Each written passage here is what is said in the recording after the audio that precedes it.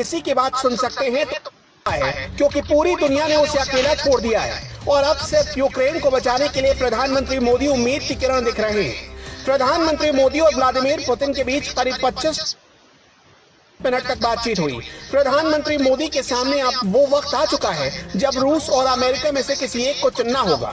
Ukraine ने पूरी दुनिया के सामने ये ऐलान कर दिया है कि व्लादिमीर पुतिन अगर किसी की बात सुन सकते हैं तो वो सिर्फ मोदी हैं। लेकिन मोदी क्या करने वाले हैं ये जानना बहुत जरूरी है, क्योंकि अब जो भारत फैसला लेने वाला है इसके बाद साफ हो जाएगा कि भारत किसकी तरफ है, अपने पुराने दोस्त रूस की तरफ या फिर खुद को बचाने की गुहार लगा रहे यूक्रेन की तरफ। संयुक्त राष्ट्र सुरक्षा परिषद में एक प्रस्ताव पर वोटिंग होने वाली है। सुरक्षा परिषद के 5 स्थायी सदस्यों में रूस भी शामिल है। जाहिर है रूस प्रस्ताव पर वीटो करेगा और अपने खिलाफ किसी भी प्रस्ताव को पास होने से रोकेगा।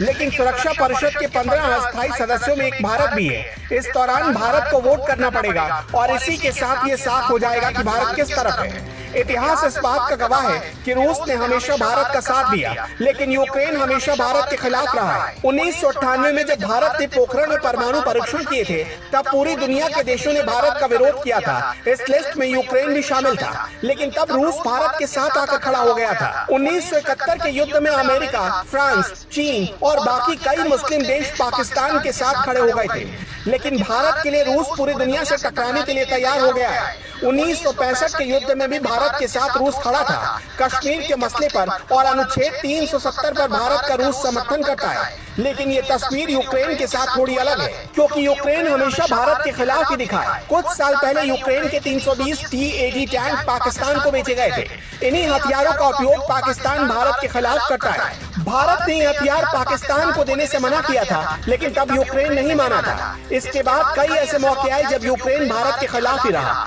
लेकिन रूस हर मौके पर भारत का साथ देता रहा है। अब भारत के सामने दो रास्ते हैं। एक तरफ पुराना दोस्त रूस है और दूसरी तरफ यूक्रेन, जो कह रहा है कि मोदी व्लादिमीर पुतिन के अच्छे दोस्त हैं। अगर मोदी रोकेंगे तो पुतिन इस युद्ध को रोक देंगे। क्या रूस के खिलाफ भारत जंग लड़ेगा? इसे समझने के लिए आपको याद करना होगा 1979 रूस और अफगानिस्तान का युद्ध।